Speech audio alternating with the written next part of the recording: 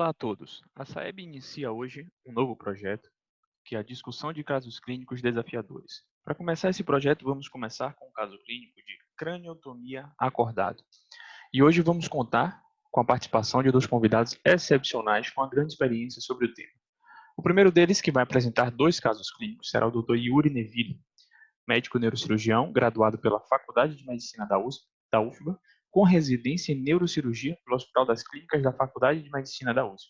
Dr. Yuri também tem um título de doutor em ciências pela USP e hoje é coordenador do Serviço de Neurocirurgia do ICESP, Instituto do Câncer do Estado de São Paulo, onde vem desempenhando um número muito grande de cirurgias com pacientes acordados. O Dr. Bruno Eric Sinedino vai discutir os aspectos anestesiológicos do tema. Médico formado pela Universidade Federal do Rio Grande do Norte, com residência em anestesiologia pelo Hospital das Clínicas da Faculdade de Medicina da USP, hoje é médico assistente e supervisor do Serviço de Anestesia do Pronto-Socorro do Instituto Central do Hospital das Clínicas da Faculdade de Medicina da USP. O Dr. Bruno também é membro do Grupo de Anestesia Materno-Infantil e possui o título TSA-SBA. A agenda da nossa discussão hoje será basicamente o início com a apresentação de dois casos clínicos. O primeiro caso, uma craniotomia acordada para a ressecção de um tumor, e o segundo caso é a discussão de uma neurocirurgia funcional com implante de DBS. O Dr. Bruno, em seguida, vai apresentar o tema com relação aos aspectos anestésicos envolvidos na craniotomia acordada. E, ao final, teremos uma sessão com perguntas e respostas que será feita e discutida pelos dois participantes. Espero que gostem. Vamos começar com o Dr. Yuri. Olá a todos. Queria agradecer mais uma vez a oportunidade de estar aqui conversando com vocês hoje sobre um tema bastante interessante e que a interação entre o neurocirurgião e o anestesista é de fundamental importância para que a gente tenha sucesso aí no procedimento e que os pacientes se beneficiem dessa técnica muito interessante. Deixa eu abrir aqui o compartilhamento de tela. Primeiramente, eu vou apresentar o caso de craniotomia com um paciente desperto para ressecção de tumor cerebral. E, posteriormente, eu vou trazer um caso mais do âmbito da neurocirurgia funcional, para que a gente discuta também alguns aspectos práticos. Bom, o primeiro caso que eu gostaria de trazer hoje para vocês é de um paciente do sexo masculino de 24 anos e que no começo desse ano ele apresentou um quadro de episódio de parestesia e perda de força do dimídio esquerdo com duração de cerca de 1 minuto, sem quadro pós-ictal ou perda de consciência, e que foi um quadro que foi se repetindo, foi apresentando aumento progressivo da frequência desses episódios. Inicialmente era um quadro que ocorria uma vez por semana, e depois esses eventos eles aumentaram, chegando a alcançar até períodos até de uma vez por dia, e aumentando até uma frequência de 10 episódios por dia. Os quadros eram autolimitados e eram conforme eu descrevi agora há pouco. Ele, depois de atendimento médico, em que foi iniciado um anticonvulsivante via oral, a fenitoína, ele referiu uma redução da frequência desse sintoma. E aí, durante a investigação complementar, foi evidenciada uma lesão expansiva cerebral de natureza neoplásica. No exame neurológico dele, é um paciente alerta, orientado, com bom quadro geral.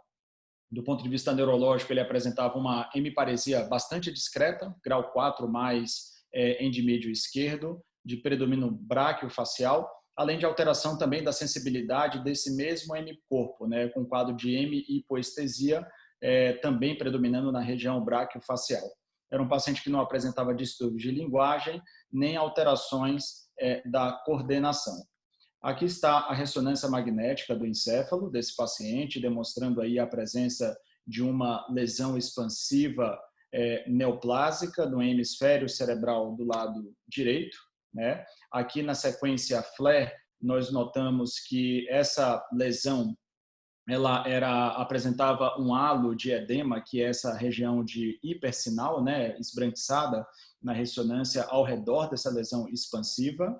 Nas sequências com contrastação que nós fizemos depois, era possível identificar uma porção contrastante, né, captando contraste, aqui na região frontal e parietal do hemisfério cerebral direito, e com um halo de hipossinal aqui, que representava um edema vasogênico perilesional. A hipótese diagnóstica principal diante dessa ressonância magnética do encéfalo era que se tratava de uma neoplasia de origem glial, né, uma neoplasia primária do sistema nervoso central, e daí, entre os diagnósticos diferenciais, possivelmente um glioblastoma ou um glioma de alto grau, grau 3. Aqui estão mais algumas imagens nos outros cortes.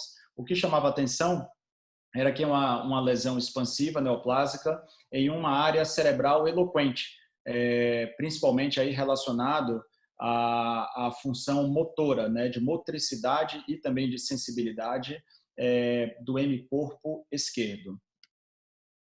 A lesão era bastante próxima dessas regiões, era uma lesão que também tinha um componente um pouco mais profundo. Então, dentre a hipótese diagnóstica principal de neoplasia primária glial, e a nossa proposta, por conta disso, nós indicamos o tratamento cirúrgico e o nosso planejamento envolveu aí a realização de uma craniotomia com o paciente desperto.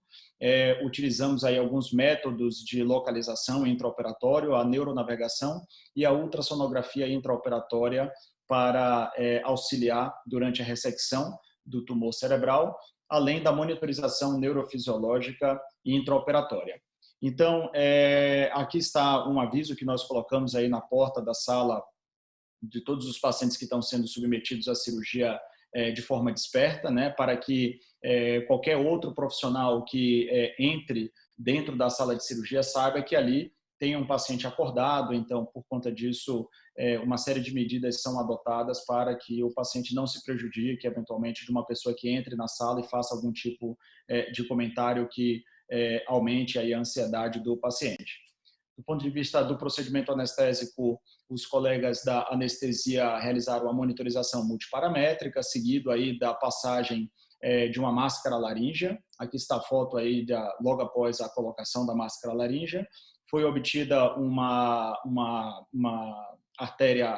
cateterização da artéria radial para aferição invasiva da pressão arterial, além da obtenção de 2 acessos venosos periféricos. Notem aqui na foto também a presença de 2 fios aí colocados próximo da região da boca, que fazem parte aí dos fios relacionados aí à monitorização neurofisiológica intraoperatória, né? Aqui, na verdade, são eletrodos aí de agulhas subdérmicas que auxiliam o neurofisiologista nesse procedimento. Após essa etapa, nós realizamos o scalp block e, além do scalp block, nós também realizamos a infiltração dos 3 pontos de fixação da cabeceira, né, da fixação craniana. A solução que nós utilizamos foi uma solução composta aí meio a meio de lidocaína a 2% sem vasoconstrictor, com a ropivacaína a 0,75%. Nós realizamos o scalp block, a infiltração, está aí as fotos do procedimento que nós fizemos. Depois da realização da infiltração, né, no couro cabeludo, nós posicionamos o paciente com a cabeceira de fixação craniana. Nós costumamos aí colocar um anteparo aqui na região, um apoio na região cervical com lençol e qualquer outro tipo de apoio, né, para que o paciente tenha uma sensação de que a cabeça não está solta no ar, né, porque muitas vezes isso é uma sensação bastante desagradável que os pacientes referem, né. Além disso, nós colocamos o arco em L, e é muito importante o posicionamento do arco em L porque é justamente ele que vai permitir que seja criada uma janela de trabalho do anestesista após a colocação dos campos estéreis, né, de forma adequada, além de permitir também uma visualização adequada pela equipe da neurofisiologia e o neuropsicólogo que realiza parte do procedimento de mapeamento das funções cerebrais eloquentes. Aqui está o apoio da região cervical. Logo após essa etapa, nós fazemos a calibração do sistema de neuronavegação, né? Aqui está o momento em que isso foi realizado. Notem que, como a neuronavegação se utiliza de parâmetros da pele do paciente na face, é interessante que a colocação do BIS, que é uma outra questão que nós utilizamos no nosso serviço, seja feita após a realização da calibração, porque senão, muitas vezes, isso pode prejudicar o processo de obtenção aí da calibração para o planejamento operatório. Após essa etapa de calibração do neuronavegador, nós realizamos aí a tricotomia, né, a marcação da incisão na pele. Após essa etapa, nós também realizamos a infiltração com a mesma solução de anestésicos locais, né, na região da infiltração. É importante também que naquelas regiões relacionadas ao músculo temporal, como é o caso aqui, nós também realizamos uma infiltração um pouco mais profunda, uma vez que a manipulação do músculo temporal também costuma causar bastante dor para o paciente. Então, é importante que a infiltração também seja realizada no plano muscular.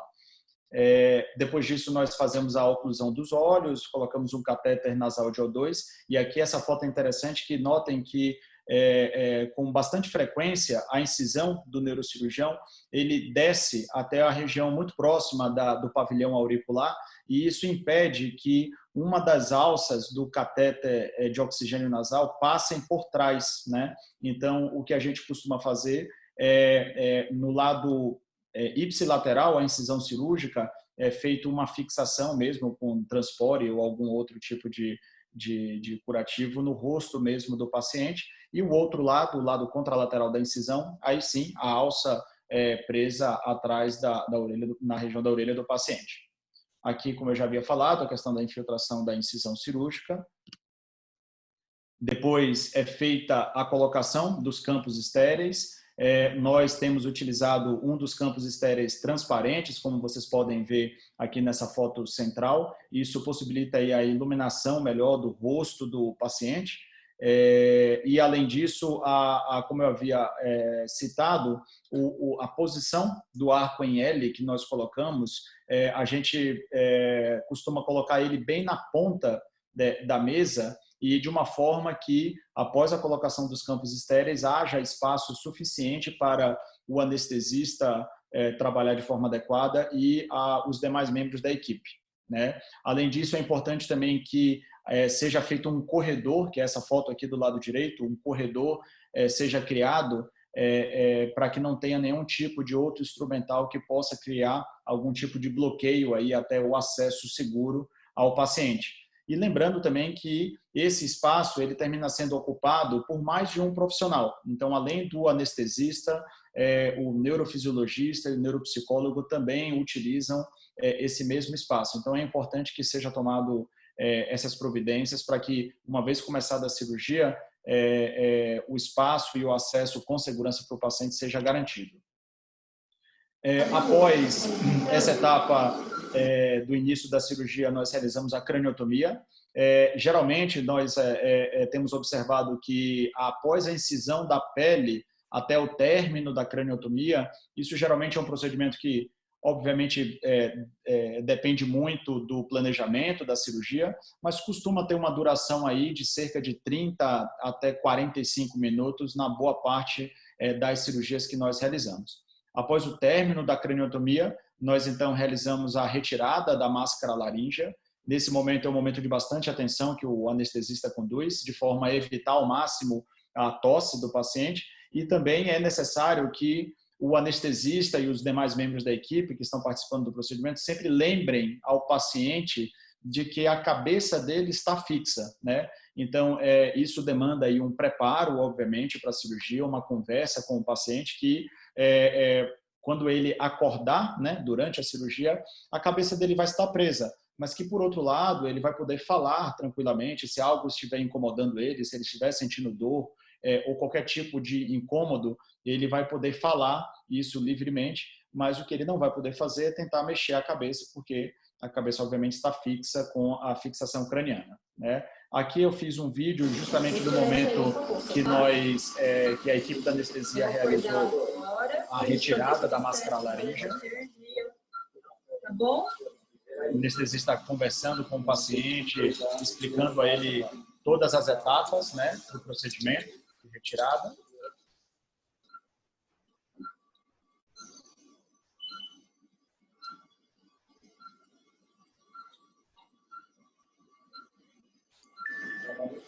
Josué, vou pedir para você abrir a boca, tá bom? Abre bem grandão a boca para mim. Deixa eu só tirar mais as fitinhas aqui. B bem grande, tá? Isso. Tudo bem aí? Tudo ótimo. Excelente. Bom, aqui foi o vídeo, né? Demonstrando a retirada da máscara laríngea sem nenhum tipo de intercorrência. Após essa etapa, nós realizamos a abertura da dura mater, né? Em alguns serviços, é advogado que seja realizada a infiltração da dura mater. Eu, particularmente, não costumo infiltrar a dura mater e tenho observado que a manipulação cuidadosa e, inclusive, até o corte da dura mater para que seja feita a abertura não costumam evocar dor, estímulo álgico no paciente. Aqui, logo depois da abertura, o cérebro é exposto, como pode ser visto aqui nessa imagem. Nós temos aqui a identificação da área da fala, que é justamente o momento... Aqui está o vídeo do procedimento que nós realizamos, um mapeamento de áreas cerebrais. Enquanto nós estamos fazendo a estimulação das regiões cerebrais, o neuropsicólogo ele vai fazendo uma série de perguntas e examina o paciente. Do lado direito, nesse segundo vídeo, vocês vão notar que no momento que eu identifico a área relacionada à motricidade da face do paciente, ele apresenta alguns movimentos aqui sutis da boca, né, da língua e da boca, e é importante que vocês prestem bastante atenção. Face? Ok. Aqui pega não? Aí pega a face. Vamos diminuir então por aqui. Olha aqui. Deixa eu passar aqui.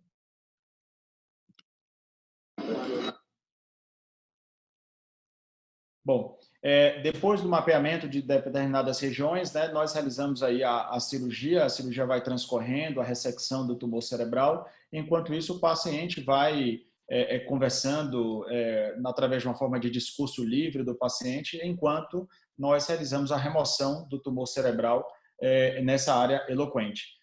Durante o procedimento, a gente vai reexaminando o paciente, vai conversando ao longo da cirurgia. É frio, não é? Monte Verde? Mais frio aí. E você gostou de Monte Verde? Gostei, mas eu prefiro necessidades. Notem que o paciente está bastante acordado, colaborativo, calmo, não teve nenhum tipo de queixa de dor. A cirurgia transcorreu, né? E uma das outras etapas nós identificamos a região da cápsula interna, que é justamente o ponto onde a passagem de todas as fibras do hemisfério cerebral direito, elas descem e se direcionam para os músculos efetores do lado esquerdo do corpo. Nesse momento aqui, vocês podem notar aí a contração do ombro. Notem que o filtro aqui ele se movimenta de uma forma mais sutil. Pegou aí? Caio, pegou? Pegou. Ok, obrigado. Agora pode ir. Vou pausar aqui. Tá. Aqui, nesse vídeo, é um apanhado geral de todas as técnicas que nós utilizamos aí durante o procedimento cirúrgico. Esse é o momento que nós realizamos o mapeamento das regiões de interesse. Aqui é a ultrassonografia intraoperatória, que também nos auxilia, além do sistema de neuronavegação. A cirurgia ela transcorre com a dissecção dos vasos, a retirada do tumor de forma progressiva. Essa é a pinça que é utilizada para o mapeamento. Nós identificamos aqui uma região, uma área cerebral crítica, relacionada à movimentação da face, como vocês haviam visto no vídeo. A cirurgia ela transcorre, a gente mantém aquela região íntegra, nós vamos retirando o tumor por partes. Aqui é a utilização do aspirador ultrassônico, que é um tipo de equipamento que auxilia o cirurgião a ir removendo o tumor. Aqui é uma imagem do neuronavegador, demonstrando aí que a gente já estava numa das regiões profundas do tumor. Realizamos o mapeamento, notamos aí a movimentação e a identificação de uma área cerebral crítica, funcional. Marcamos essa região para que a gente não remova tecido adicional daquela região. A dissecção, a retirada do tumor, ela vai transcorrendo de forma bastante delicada. Aqui é um ramo da artéria cerebral média, que é identificado e marcado. Aqui mostra o vídeo a gente ressecando um segundo componente do tumor que estava um pouquinho mais posterior.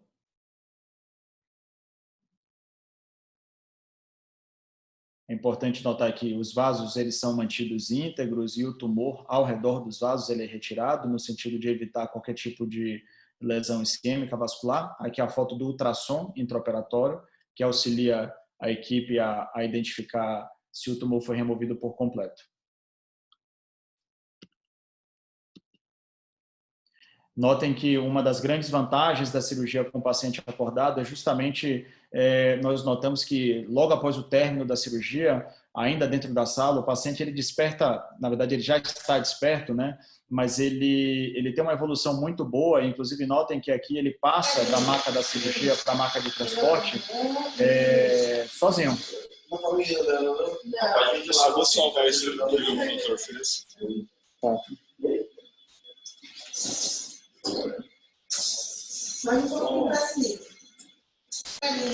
Felizmente, o paciente não teve nenhum tipo de déficit motor, apesar de ter um tumor cerebral centrado aí numa área cerebral crítica, né, responsável pela motricidade de todo o hemicorpo esquerdo.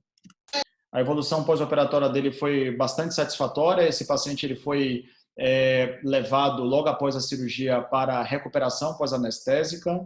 Nós temos aplicado isso em alguns pacientes jovens em que a cirurgia transcorre sem nenhum tipo de intercorrência.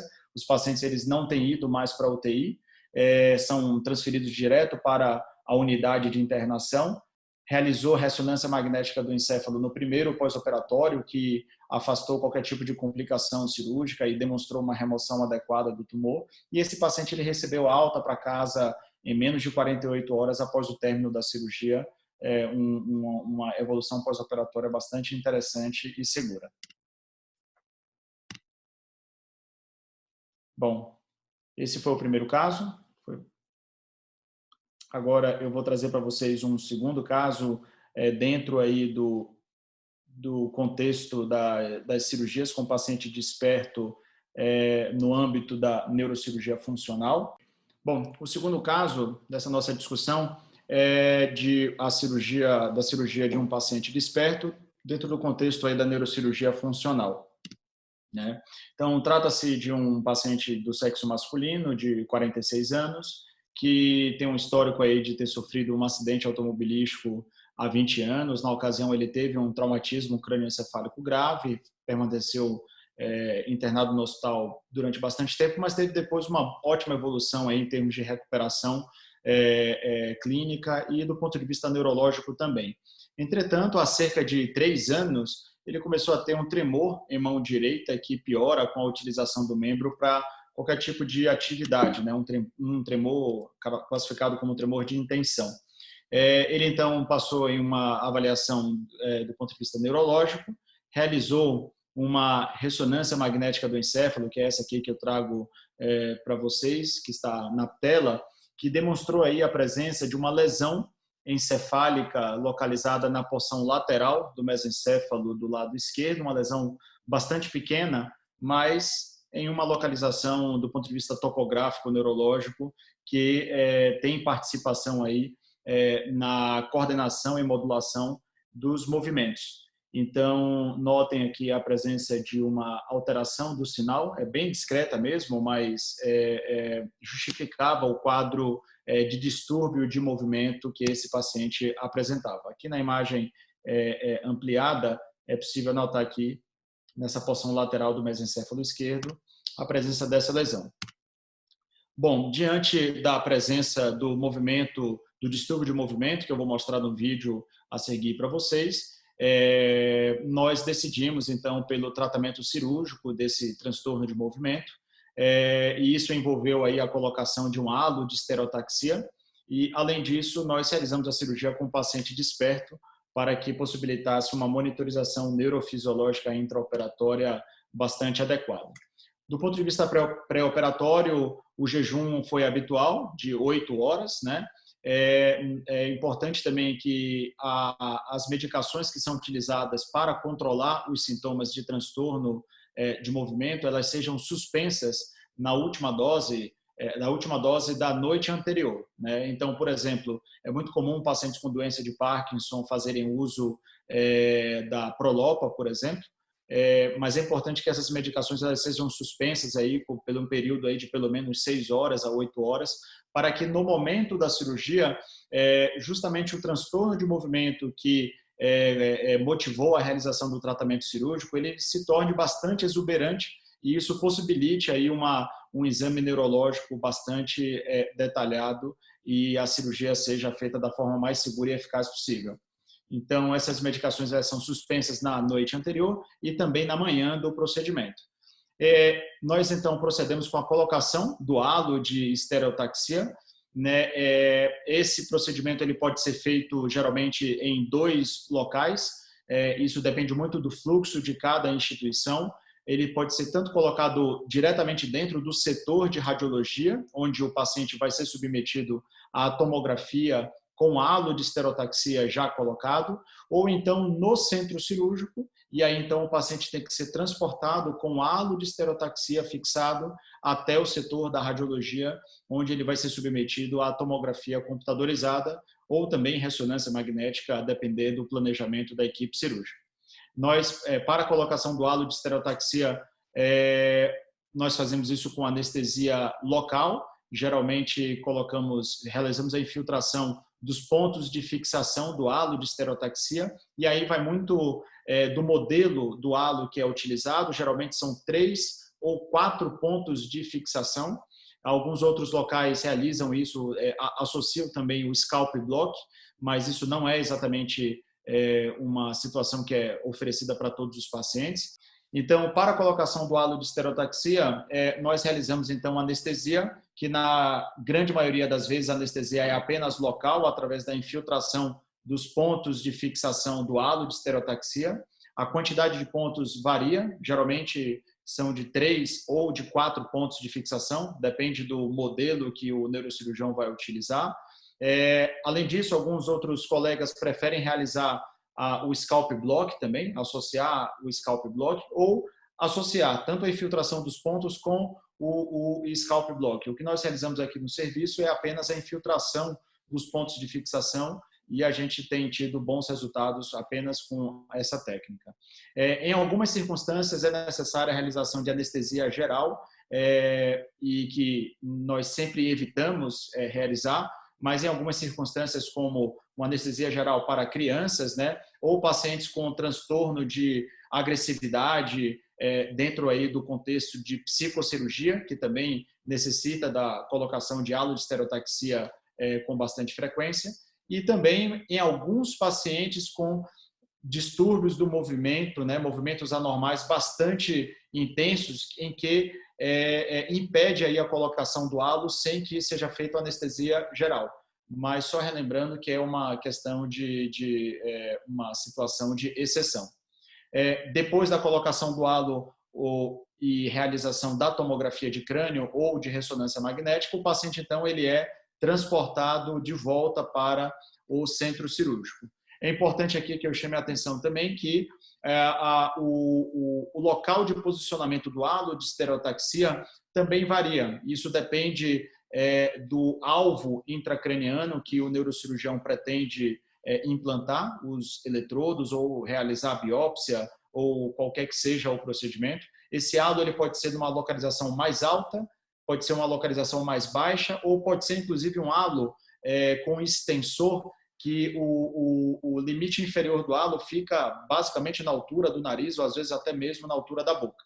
Então é importante que o anestesista esteja ciente disso, porque isso pode sim dificultar o procedimento de intubação orotraqueal. Aqui está uma foto, por exemplo, com um exemplo desse caso que eu estou apresentando, em que nós colocamos o halo de estereotaxia, que nós chamamos de halo de posicionamento alto. Notem que o halo está bem alto mesmo aqui, fixado ao crânio do doente, mas esse halo pode estar em localizações muito mais baixas, em outras circunstâncias. Aqui é o planejamento para a colocação do alvo de estereotaxia. Nós colocamos um mapa e nós definimos o alvo, que nessa nossa localização foi aqui, nesse caso, do lado esquerdo. Dentro da sala de cirurgia, uma vez que o paciente chega, ele é posicionado em decúbito dorsal, né, na grande maioria das vezes. É importante que os 4 membros do paciente estejam livres para que ele possa ser submetido ao exame neurológico com tranquilidade e possa se movimentar livremente. Nós realizamos a infiltração da pele com essa solução meio a meio, né, de ropivacaína a 0,75 e lidocaína 2%, sem vaso constrictor. É realizada, então, a trepanação. O anestésico é aplicado na dura mata, e isso também depende da preferência do neurocirurgião. Nós não fazemos uso, né, a equipe da anestesia não faz uso de bloqueadores neuromusculares, uma vez que o paciente precisa estar bastante acordado e movimentando-se livremente para que possa ser submetido ao exame neurológico e seja feito o microregistro da monitorização neurofisiológica intraoperatória com exatidão. Além disso, o manejo anestésico a gente vai discutir, obviamente, essa questão. Aqui nós procuramos evitar o uso de Propofol, porque nós temos visto que isso costuma causar um alentecimento aí do microregistro que é feito pelo neurofisiologista. Então, a nossa preferência tem sido doses baixas aí de remifentanil associado a dexmedetomidina. Depois, a segunda etapa, nós realizamos a neuroestimulação e microregistro, o paciente acordado e colaborativo. Nós, então, realizamos, depois da colocação dos eletródios, nós realizamos a checagem do posicionamento. Isso pode ser feito de algumas formas, pode ser feito apenas com a radioscopia intraoperatória dentro da sala de cirurgia, onde o paciente não precisa ser transportado para nenhum outro local. Existe também a possibilidade da utilização de um sistema de tomografia intraoperatória, que é a marca de registro ou ARM da empresa Medtronic, mas também, a depender do serviço, o paciente pode ser transportado, então, para realizar uma tomografia de crânio ou uma ressonância magnética em um outro local, né?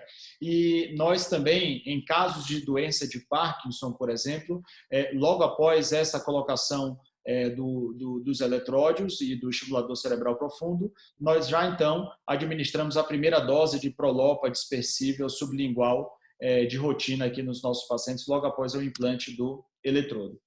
Na terceira etapa, ou seja, depois da colocação dos eletródios, existe uma colocação que é a tunelização dos eletrodos. Esses eletrodos, eles são colocados na região retroauricular, que é uma etapa transitória aí dentro da cirurgia. Nesse momento, por conta da tunelização, é um momento que termina gerando um estímulo álgico mais intenso para os pacientes. Então, geralmente é necessário aí a infiltração adicional da incisão cirúrgica até a região retroauricular, onde esses eletrodos vão ser colocados aí no espaço subcutâneo. Nesse momento, como o exame neurológico e a monitorização pelo neurofisiologista já foram feitas, né, o paciente ele não precisa estar totalmente desperto. Então, o anestesista ele pode conduzir, deixando o paciente mais confortável possível, através de uma sedação um pouco mais profunda. A quarta etapa, então, a última etapa, ela pode ser feita no mesmo tempo cirúrgico, ou esse procedimento pode ser feito no dia seguinte, ou até mesmo na semana seguinte, né? Isso depende muito da rotina de cada serviço. Nós aqui costumamos colocar o eletrodo, o gerador do sistema no mesmo tempo cirúrgico, e esses geradores eles são colocados na fossa infraclavicular. Nessa etapa, então, o paciente ele então é submetido à anestesia geral, ele então é reposicionado na mesa de cirurgia. Nós então já podemos remover, inclusive, o halo de estereotaxia nesse momento. E a gente então faz a tunelização até a região da clavícula, onde então nós realizamos o implante do gerador, que é onde fica o sistema aí de bateria do sistema que foi implantado, e é onde é feito a regulagem do sistema posteriormente. Aqui é um vídeo que eu trouxe para ilustrar esse caso clínico. Deixa eu passar o vídeo aqui. Notem o distúrbio de movimento desse paciente, bastante intenso, né? Do membro superior direito, incapacitante. Tá igual? Aqui é durante a cirurgia, durante a monitorização neurofisiológica intraoperatória. Vamos fazer Só traz Notem a já o importante melhora dos movimentos, né? O paciente tinha um tremor bastante grosseiro do membro superior direito. Lindomar, o que você acha? Não toma, não. Até coisa mais leve.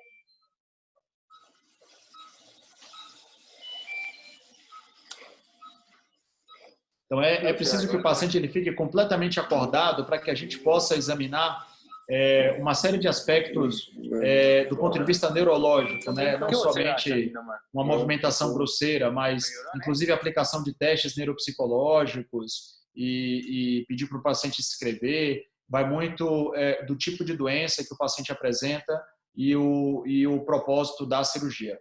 Notem esse paciente aí no pós-operatório, no primeiro dia após a cirurgia, com uma melhora bastante significativa do quadro de transtorno de movimento.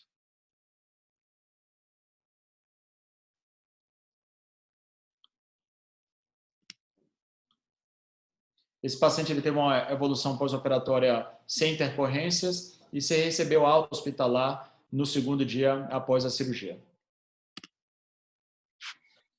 Bom, então vamos lá, a parte dos comentários em relação aí da questão anestésica.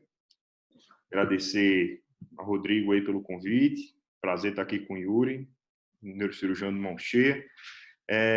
Então, o intuito é focar em alguns pontos, deixar o mais prático possível, né, trazer o máximo para o cotidiano e, eventualmente, se tiver que dar alguma pincelada em relação à parte teórica, a gente vai comentando, mas sempre tentando trazer para o mais prático possível.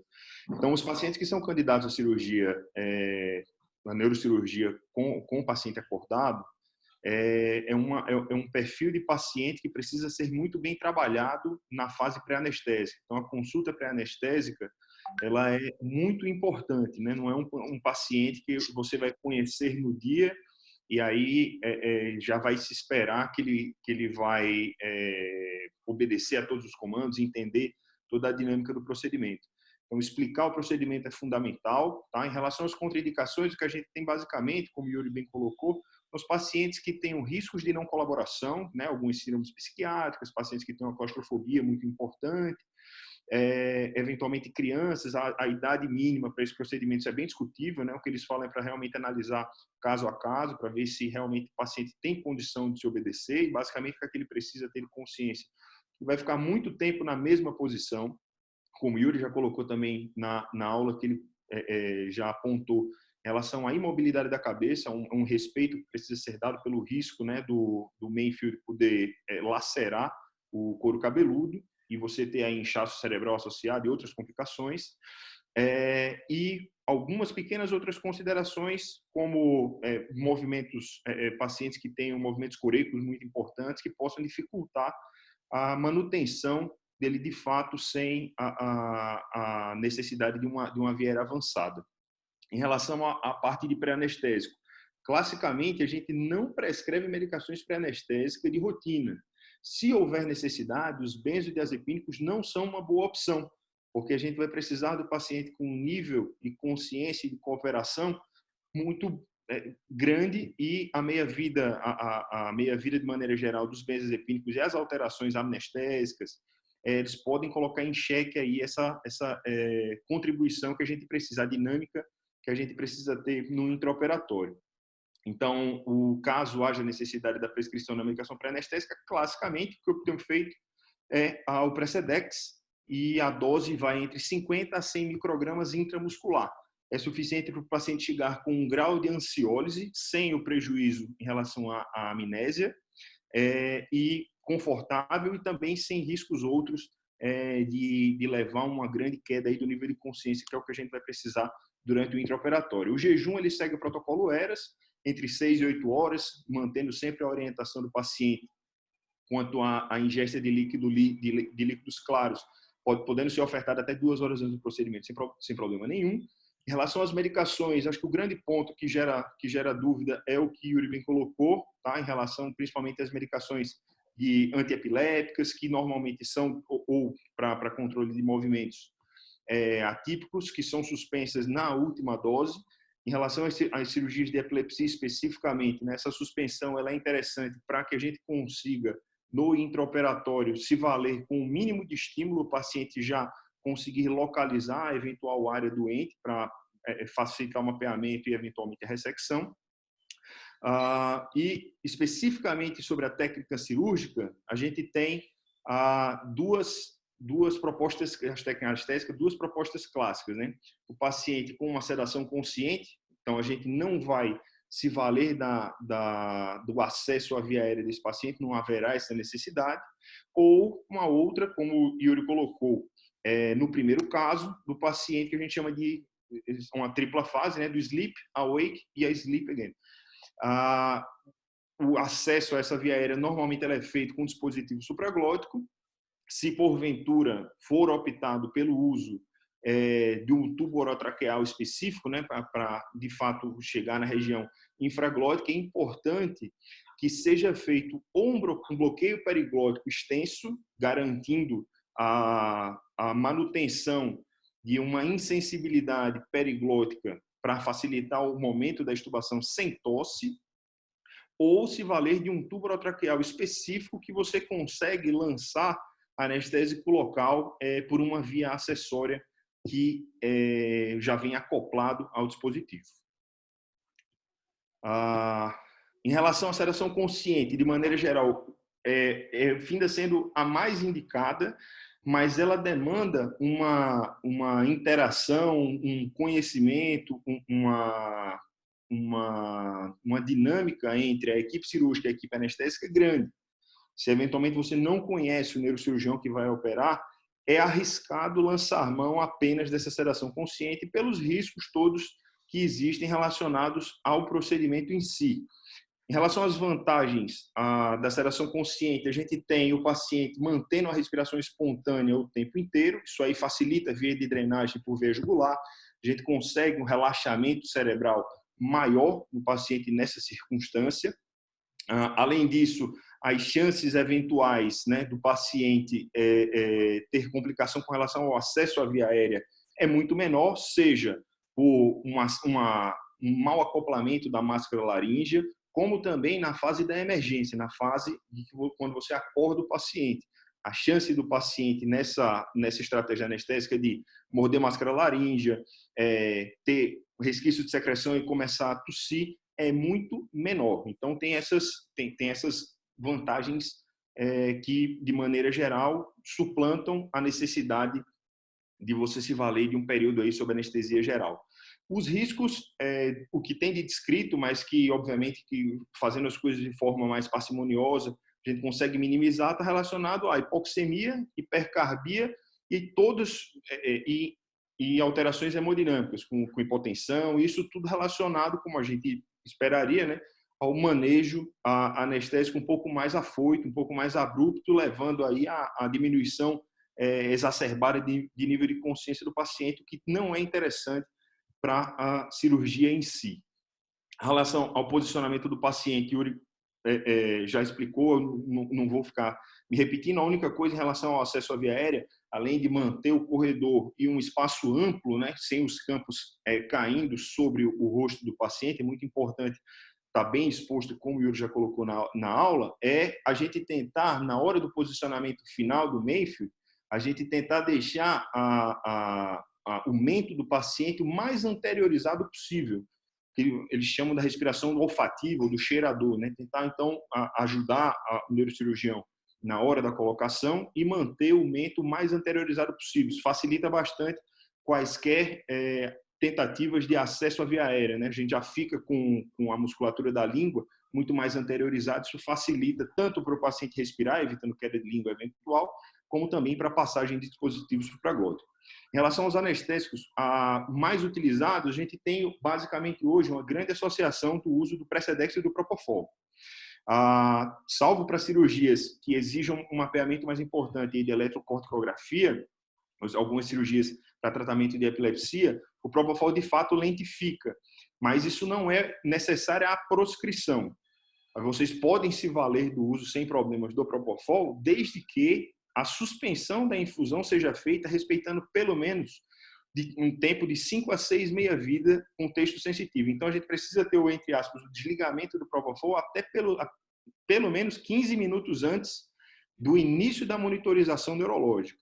O Precedex tem várias vantagens e para monitorização, para neurocirurgia com paciente desperto, acredito que hoje é a melhor droga anestésica disponível, porque ela tem pouca interferência em relação à monitorização neurológica, dá um grau de sedação e analgesia e não compromete o drive ventilatório. Então, são muitas vantagens e casam certinho com o que a gente precisa fornecer para o paciente. Como administrar? O Precedex, de maneira geral, o ataque, o ataque de 1 micrograma por quilo em 10 minutos, ele é individualizado. De maneira geral, eu prefiro fazer o uso do ataque para a gente conseguir chegar num nível de sedação mais rápido, com menor requerimento, seja do Propofol ou, eventualmente, de um opioide. Classicamente, a gente vem utilizando lá no HC, principalmente, usa-se o remifentanil, em função da meia-vida contexto sensitiva dele ser bem curta. Então, a gente consegue ficar manejando a estratégia de infusão com uma segurança maior de que não vai haver uma repercussão grave com a depressão do drive respiratório por um tempo muito sustentado. Então, fica muito mais tranquila essa manipulação. Em relação ao Propofol, de maneira geral, caso optes por fazer um ataque, o ataque recomendado, a dose máxima é de 0,5 a 1 miligrama por quilo, e a manutenção vai girar em torno aí de 40 a 60 microgramas quilo minuto. Então, são doses bem mais baixas mesmo de Propofol, e a manutenção do Precedex que eu esqueci de mencionar, ela vai de 0,2 a 0,7.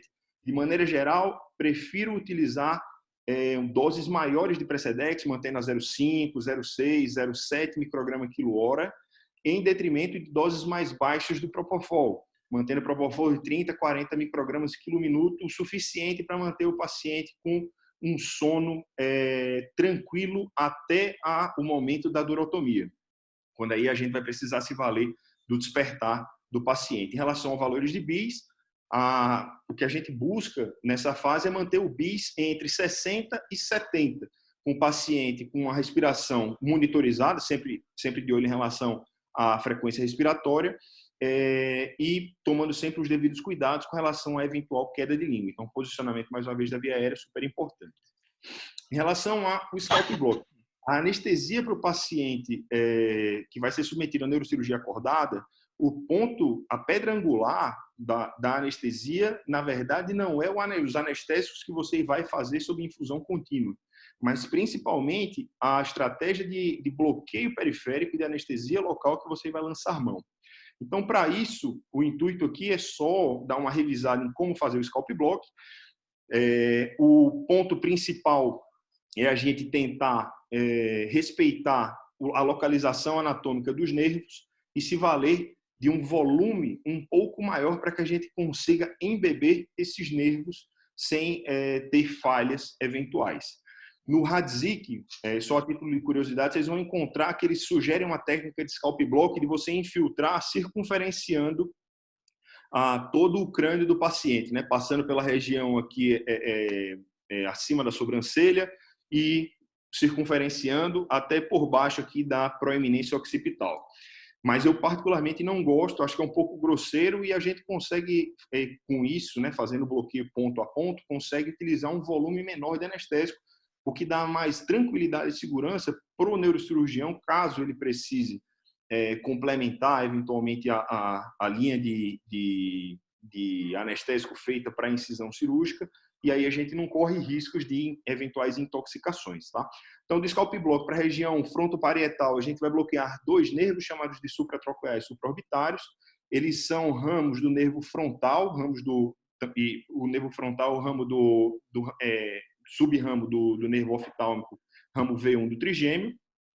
Os nervos, eles saem aqui da fissura supraorbitária, então a palpação da fissura supraorbitária, uma forma de orientação é o paciente com olhar neutro na linha pupilar, então a gente já vai encontrar a fissura supraorbitária e a gente vai injetar o anestésico não abaixo, pegando a pálpebra do paciente, mas acima da linha da sobrancelha. Isso aí é um detalhe importante, porque às vezes, quando a gente está na curva de aprendizado, essa dispersão do anestésico para baixo, a gente finda fazendo volume, mas o bloqueio, que é o que a gente gostaria, finda não ficando bom, né? Então a gente eventualmente tem falhas na hora de colocação dos pinos, né, do Mayfield, ou eventualmente da incisão, a depender de onde seja feita.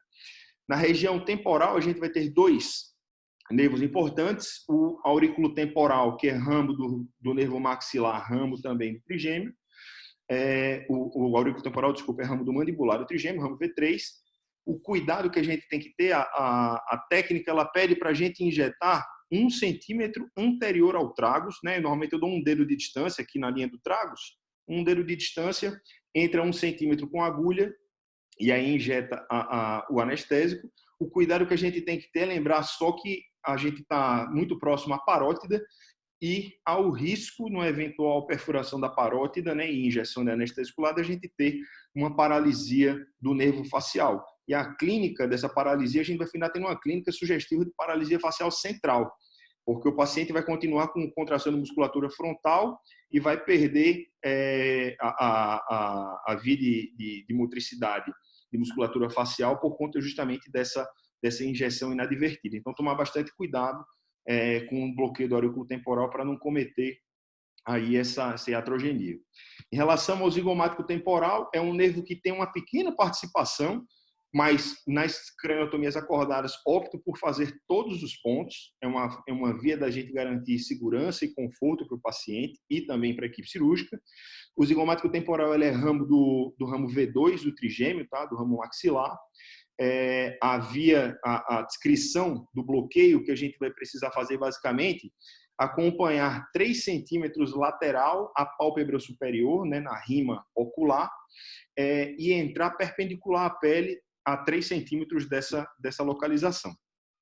Na parte posterior, a gente vai pegar 2 ramos cervicais, né, derivados de C2 e C3, o occipital magno e o occipital menor.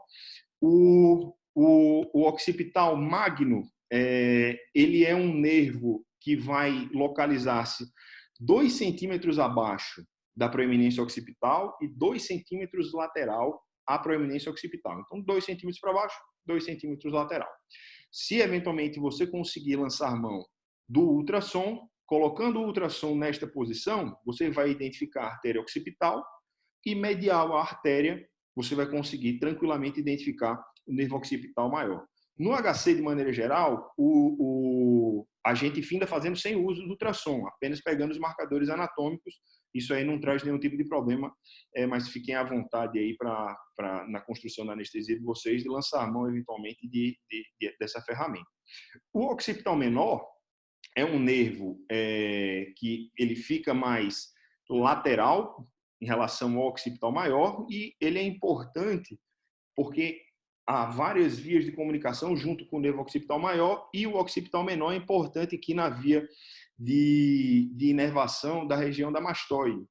E é um dos pontos que muitas vezes o Mayfield fica localizado. Então é muito importante um bloqueio efetivo também do nervo occipital menor. Tá? A via de bloqueio, o que a gente vai fazer? Traçar uma linha que passe sobre o tragus, a intersecção dessa linha que passa sobre o tragus com a mastoide é o ponto de injeção que a gente vai se valer. Tem outras vias de descrição, dividir em 3 terços e pegar o terço lateral da linha que vai da mastoide até a proeminência occipital, mas, de maneira geral, acredito que seja mais prático a gente lançar essa técnica e essa forma de identificação.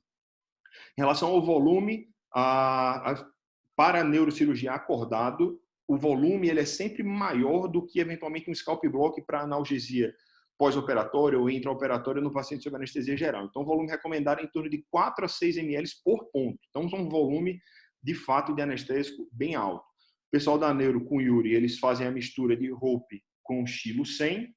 E, na anestésio, eu proponho sempre para o pessoal da gente utilizar BUP com vaso e Stilo com vaso. A gente consegue um tempo de analgesia entre 4 horas e meia a 5 horas, e com risco de toxicidade do paciente bem baixa também.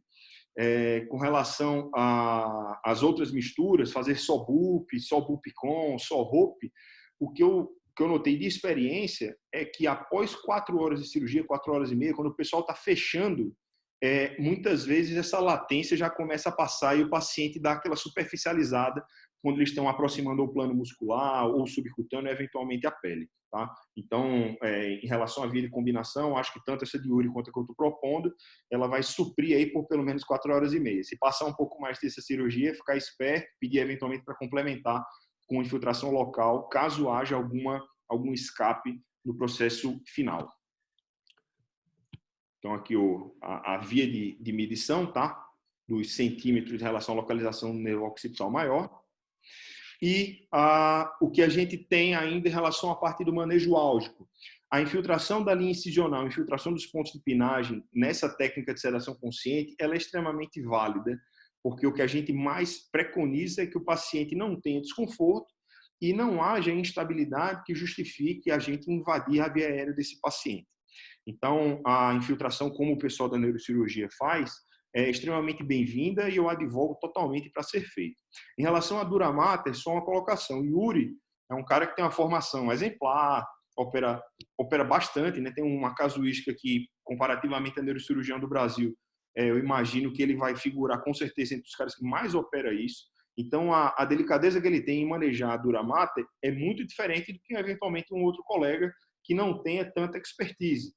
E o que é que a gente nota? Que quando o neurocirurgião ele traciona excessivamente a dura mater, ou quando a via de dissecção dele invade ou tem uma necessidade de estruturas um pouco mais profundas, que gerem eventualmente até compressão de estrutura encefálica, o paciente vai ter alguns escapes álgicos. Então, para a dura mater, se eventualmente você não conhecer o neurocirurgião, pode ser de bom tom pedir para que ele coloque pelo menos um algodão umedecido com xilocaína por 15 a 30 segundos antes de fazer a tração e a durotomia. Mas não é de fato uma obrigatoriedade, é apenas uma situação para a gente evitar escapes álgicos. Da parte, agora, a segunda técnica, né, que a gente vai transitoriamente manter o paciente desperto durante a parte que nos interessa, a vantagem maior é o controle da ventilação e a menor chance desse paciente fazer episódios de hipóxia, de hipercarbia, relacionados aí a apneia ou bradipneias muito importantes. Os riscos estão bastante relacionados, como havia mencionado anteriormente, a dificuldades eventuais de acesso à via aérea do paciente, e no processo de emergência. O ideal é que a emergência seja feita como no caso que Yuri colocou no ICESP, né? O paciente vai acordar cooperativo, obedecendo o comando e sem nenhum tipo de manobra de valsalvo que possa comprometer circulação cerebral, gerando um inchaço cerebral, que é uma situação bem mais chata de manejar e que a gente não deseja que isso aconteça no intraoperatório. Em relação ao posicionamento do paciente acesso à via aérea, ela é mais tranquilo, porque você vai fazer tudo isso antes do processo ter se iniciado. Então, é mais tranquilo. Mas a recomendação em relação à anteriorização do mento, ela se mantém. Tá? Em relação aos anestésicos utilizados, a manutenção ela é feita de maneira similar, a preferência sempre em relação com anestésicos venosos mesmo, majoritariamente com o uso do Precedex, Propofol e eventualmente remifentanil. As doses mantêm-se as mesmas, no entanto, para garantir uma ventilação controlada, muitas vezes a gente precisa de doses de Propofol um pouco acima dos 40 a 60 que eu havia mencionado. E o desmame é sempre interessante dele começar a ser feito em conjunto, Propofol e Precedex. Como a gente vai precisar da emergência do paciente, né, de acordar, é interessante primeiro baixar o Precedex, para, nessa situação, depois baixar o Propofol, pela meia-vida contexto sensitivo do Propofol ser muito menor do que do Precedex. Então, diferentemente da sedação consciente, por assim dizer, a gente aqui inverte um pouco os papéis. O Propofol ele sai depois. Então, em determinadas cirurgias em que o Propofol não seja uma droga benquista, essa estratégia de desmame ela tem que ser feita com bastante conversa com o pessoal da neuro, para eles saberem que vai haver um tempo, aí, um delta T, entre a corticografia começar a valer, a monitorização neurológica começar a trazer os reais valores em função dessa duplicidade aí de transição em relação às drogas. Para os pacientes que fazem uso de medicações anticonvulsivantes, carbamazepina, valproato, essas medicações são todas indutores do citocromo P450. E em relação aos bloqueadores neuromusculares e opioides, principalmente os bloqueadores neuromusculares relacionados aos amilosteroides, como eles são metabolizados pela subfamília do CYP3A4, derivado do citocromo P450 também, esses pacientes eles têm uma resistência muito maior a essas medicações. E, de maneira geral, não se preconiza a utilização de bloqueador neuromuscular. Mas, se houver a necessidade, o que se recomenda é que lance-se mão das benzilisoquinolinas por serem metabolizados via método de Hoffman. E aí a gente consegue ter uma previsibilidade de ação maior, isso fica mais fácil. Mas, de maneira geral, não há a indicação do uso aí de bloqueador neuromuscular para esse tipo cirúrgico.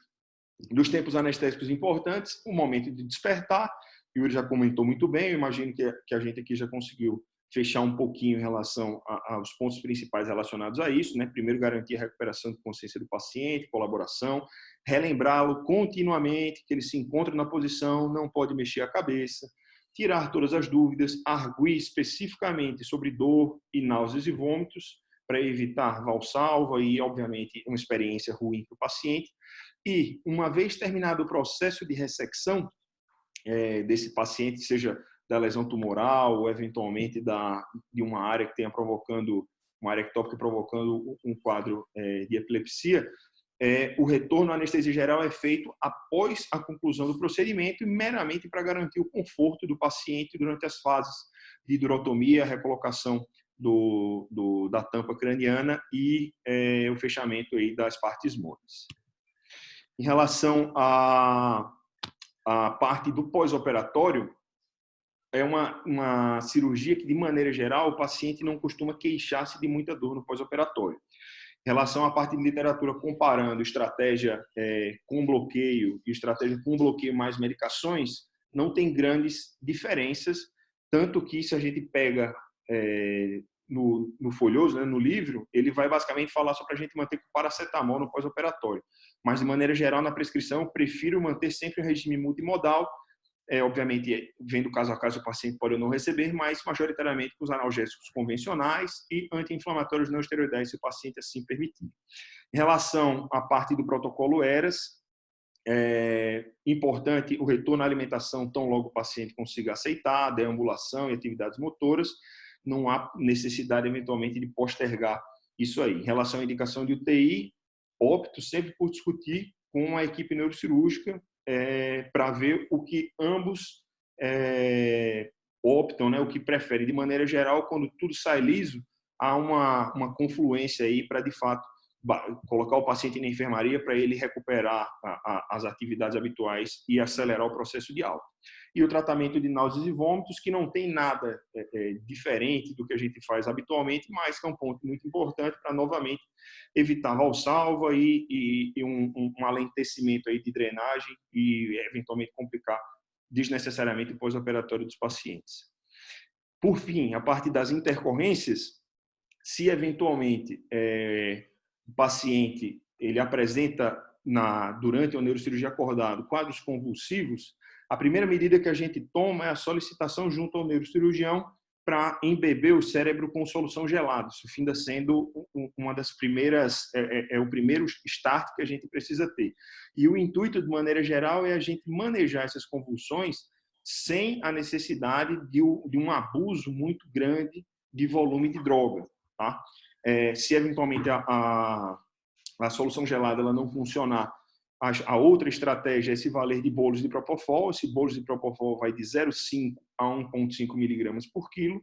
Caso isso não seja suficiente, a gente aí sim, não tem jeito, é lançar mão de um benzodiazepínico e eventualmente até idantalizar o paciente, tá? E nessas situações, de maneira geral, há necessidade de conversão para anestesia geral, e aí a gente vai ter uma complicação em relação ao segmento do procedimento.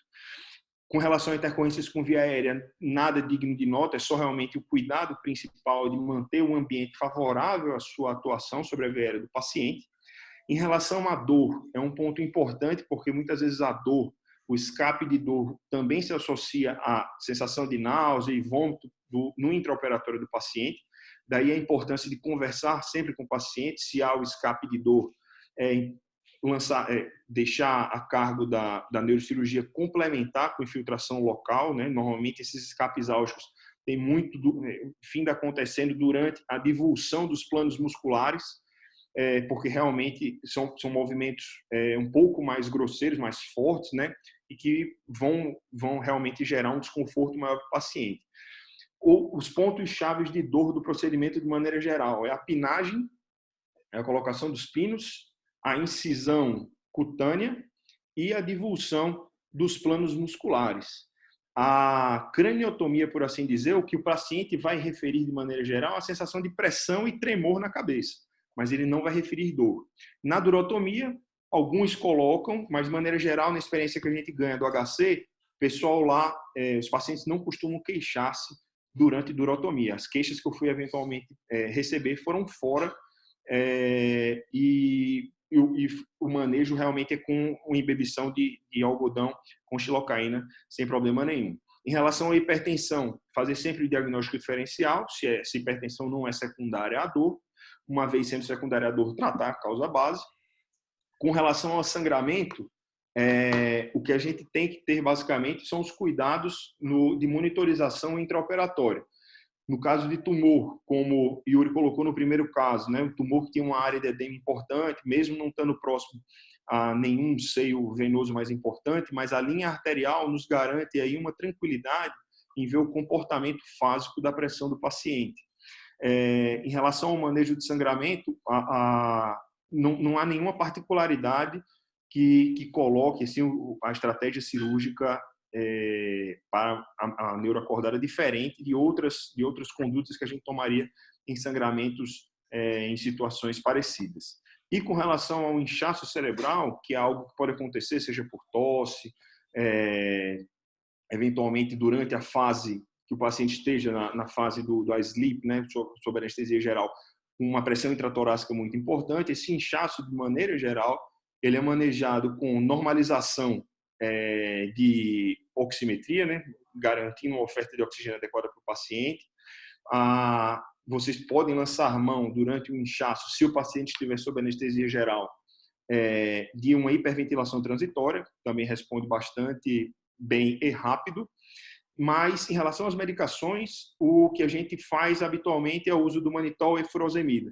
O uso de solução hipertônica nem é tão comum no manejo agudo aí de eventuais inchaços cerebrais. O intuito realmente é a gente espoliar o máximo que conseguir de água para a gente ter o decréscimo aí do volume cerebral e manter o campo cirúrgico adequado para a equipe conseguir operar sem maiores problemas.